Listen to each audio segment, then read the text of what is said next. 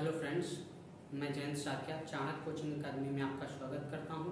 आज क्लास कक्षा 9th की गणित की क्लास, जिसका पहला चैप्टर है संख्या पद्धति। संख्या पद्धति के परिचय के बारे में जानते हैं। सबसे पहले बात आती है प्राकृतिक संख्या, जिसको अंग्रेजी में नेचुरल नंबर कहा जाता है। ये संख्याएं 1 से अनंत तक होती हैं। 1 से अनंत तक होती हैं। 1, 2, 3, 4 डॉट डॉट डॉट अनंत तक ये संख्याएं होती हैं। समझ में आया? इसके बाद दूसरी बात करते हैं पूर्ण संख्या। पूर्ण संख्या को अंग्रेजी में होल नंबर कहते हैं। इसको अंग्रेजी वर्णमाला के W से प्रदर्शित किया जाता है। यह संख्याएं 0 से अनंत तक होती हैं। इसमें क्या करते हैं हम 0, 1, 2, 3 डॉट डॉट डॉट अनंत तक ले जाते हैं। इतनी बात समझ में आई है। उसके बाद अगली बात करते हैं पूर्णांक। पूर्णांक को इंटीजर्स कहा जाता है, लेकिन इसको अंग्रेजी वर्णमाला के Z से प्रदर्शित किया जाता है। पूर्णांक क्या होते हैं कि सभी ऋणात्मक व ऋणात्मक संख्याओं को पूर्ण संख्या या पूर्णांक कहते हैं। यह दो तरीके की धनात्मक पूर्णांक और ऋणात्मक पूर्णांक होते हैं। इसमें क्या होता है, बीच में 0, उसके बाद 1, 2, 3 डॉट डॉट डॉट अनंत तक। उसके बाद ऋण का 1, ऋण 2, ऋण 3, ऋण 4 डॉट डॉट डॉट अनंत तक होती हैं। अब बात करते हैं अभाज्य संख्या। अभाज्य संख्या क्या होती है?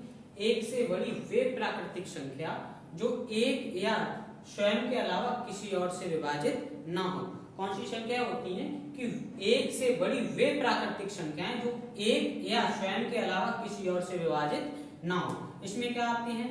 1, 2, 3, 5, 7, उसके बाद 11, 13, इस तरीके से संख्याएं आगे बढ़ती हैं। उसके बाद अगली बात करते हैं भाज्य संख्याएं। भाज्य संख्याएं क्या होती हैं? 1 से बड़ी वे प्राकृतिक संख्या जो 1 या स्वयं के अलावा किसी और से विभाजित हो जाएं। क्या है कि 1 से बड़ी वे प्राकृतिक संख्या जो 1 या स्वयं के अलावा किसी और से भी विभाजित हो जाएं, या दूसरी भाषा में कह सकते हैं जिसके 1 से अधिक गुणनखंड बनते हो। जैसे 4 हो गई, 6 हो गई, 9 हो गई, 10 हो गई। जैसे 4 को देख लेते हैं तो 4 के गुणनखंड बन सकते हैं 2 दूनी 4, 2 एकम 2, तो इसके 2 गुणे 2 गुणे 1, इस तरीके से ये इसके विभाजित 2 गुणनखंड बन रहे हैं। इस तरीके से ये कौन सी संख्या हो गई? हमारी भाज्य संख्या हो गई। इसके अलावा अब बात करते हैं परमेय संख्या। परमेय संख्या क्या होती है? जिन संख्याओं को P/Q के रूप में लिखा जा सकता है। क्या है कि जिन संख्याओं को P/Q के रूप में लिखा जा सकता है, या हम आसान भाषा में कहें जिन्हें भिन्न के रूप में लिखा जा सकता है। किसके रूप में? भिन्न के रूप में। और वहां पर Q 0 के बराबर नहीं होना चाहिए। Q कैसा होना चाहिए? 0 के बराबर नहीं होना चाहिए। इनको लिख सकते हैं 2/3, 4/5, 6/7, इस तरीके से ये संख्याएं होती हैं अपरमेय संख्याएं। कौन सी संख्या होती है? परमेय संख्याएं। इसके बाद बात करते हैं हम अपरमेय संख्याएं। अपरमेय संख्याएं क्या होती हैं?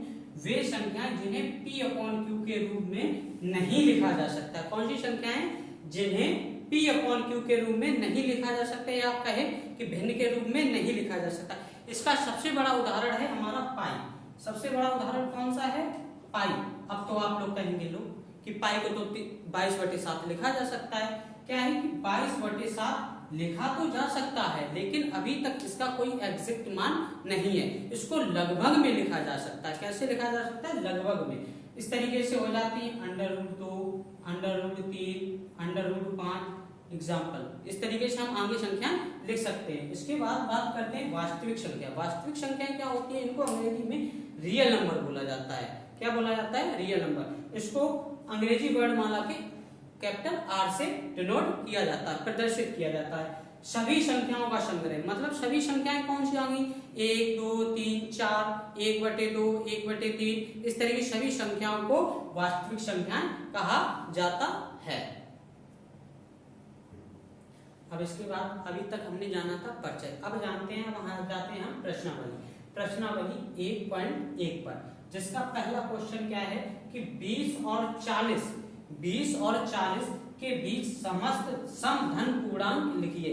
कैसी है कि 20 और 40 के बीच की, जितने 20 से और 40 के बीच आती है सभी धन सम पूर्णांक लिखने हैं। कैसे लिखने हैं? सम धन पूर्णांक लिखने हैं। अब सम पूर्णांक क्या होते हैं? सम संख्याएं कौन सी होती हैं? वे संख्याएं जो 2 से विभाजित हो जाती है। वे सभी संख्या कैसी होती हैं? सम संख्याएं होती हैं। जैसे देखते हैं इसको, 20 के बाद 2 से विभाजित होने वाली अगली संख्या क्या हो जाएगी हमारी? 22 के बाद फिर क्या हो जाएगी? 24 के बाद क्या हो जाएगी? 26 के बाद क्या हो जाएगी? 28 के बाद 30 के बाद 32 के बाद 34 के बाद 36 के बाद आती है 38 के बाद 40। अब हमें क्या करना है? किसके बीच की बताया है? 20 से 40 के बीच। कैसे बताया है कि 20 से 40 के बीच? तो 20 से 40 के बीच की हम कौन सी संख्या लिख सकते हैं? 22, 24, 26, 28, 30, 32, 34, 36, 38। यही आपका उत्तर हो जाएगा।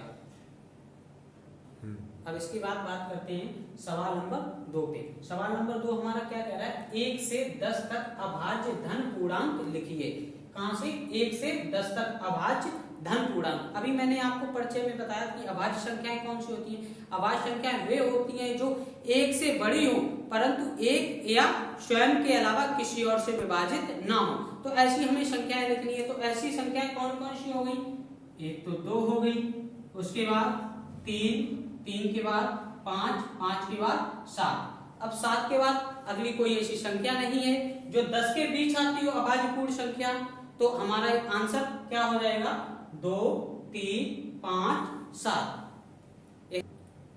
अब इसके बाद हम बात करते हैं सवाल नंबर 3। सवाल नंबर 3 हमारा क्या कह रहा है? 2a धन 1 का क्रमानुयायी पूर्णांक लिखिए। क्रमानुयायी क्या होता है कि क्रम के अनुसार जो आगे बढ़े, क्रम के अनुसार। जब हमारा क्रम क्या कह रहा है? 2a धन 1। अब इसके बाद अगला हमारा क्रम क्या हो जाएगा?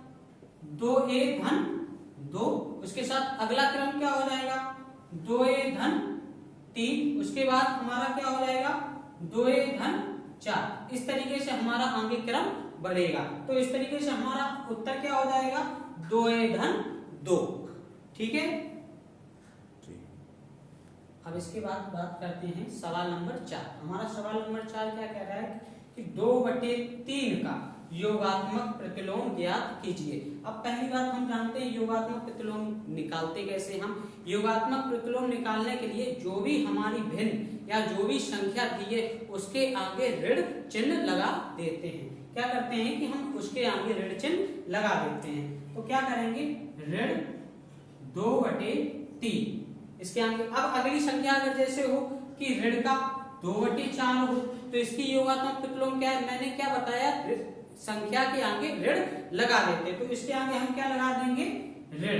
तो ये क्या हो जाएगा? ऋण और ऋण धन हो जाता है। तो इस तरीके से हमारी ये संख्या अगली क्या बन जाएगी? 2/4। तो ये ऋण 2/4 का योगात्मक प्रतिलोम क्या हो जाएगा? 2/4। इतनी बात क्लियर हुई। अब इसके बाद हम बात करते हैं सवाल नंबर 5। सवाल नंबर 5 हमारा क्या कह रहा है? ऋण 5 का गुणात्मक प्रतिलोम लिखिए। अब सबसे पहली बात आती है गुणात्मक प्रतिलोम हम ज्ञात कैसे करते हैं? गुणात्मक प्रतिलोम ज्ञात करने के लिए हम जो भी हमारी संख्या दी होती है या भी जो भी अंक दिया होता है उसका हम उल्टा कर देते। क्या करते हैं? उल्टा कर देते। जैसे हमारे पास लिखा है ऋण 5। ऋण 5 का हम उल्टा करेंगे तो क्या हो जाएगा? ऋण 1/5। ऐसी अगली अगर हमारी संख्या दी हो जैसे 3/5 तो हमारी इसका गुणात्मक प्रतिलोम क्या हो जाएगा? 5/3।